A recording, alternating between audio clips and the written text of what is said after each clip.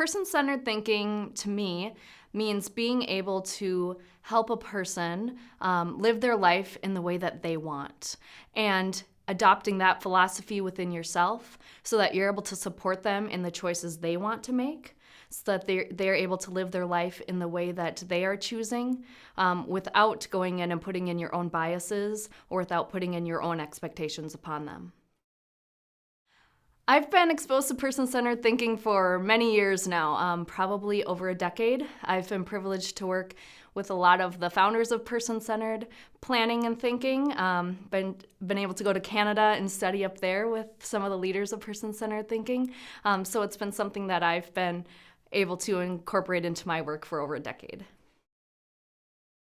Person-centered thinking is the right thing to do. As someone who got into this field because of a family member who had a disability, I want the best for her life, just as I want the best for my life or my spouse's life or anything else that I encounter. So it was really just something that I think is what we should be doing. So not just for people who I know and hold dear to my heart, but for all people deserve the right to live their life how they want to live it. One person that I support whose life has definitely been changed by person-centered thinking is a person that I work with who has a passion for bicycling. He has worked in a lot of different settings, a lot of DT&Hs where he was at a center doing piecework, but his passion was in bicycling. And his provider started taking him to a local bike shop. And he would go there and he'd talk about the bikes and talk with the guys at the shop. No one ever thought within his support planning team that him working at a bike shop would even be a possibility.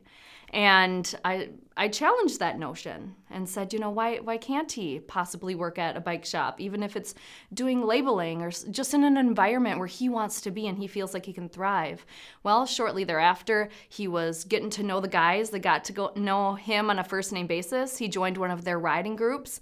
And lo and behold, they had a position that came open for him. So he went from a place where he wasn't doing much of any work to a place where he was really passionate. He's succeeding and he's worked there for quite a few years now, and his life has just really been truly enriched by getting to do what he wants to do.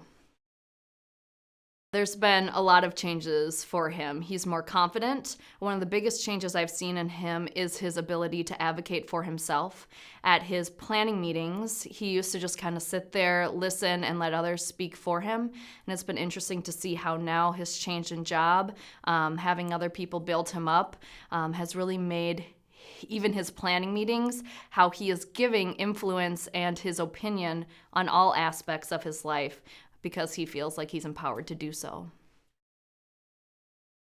I think that person-centered planning is a process. And one thing that as a person-centered planner that I see is oftentimes people will do a plan one time and then that plan kind of goes on the shelf. Maybe we incorporate some of those things, but I think the biggest takeaway and one of the things that we need to do if we're truly embracing this philosophy is not looking at it as a one-time meeting. Our person-centered planning needs to be an ongoing continuum of service where we're revisiting that plan at least annually.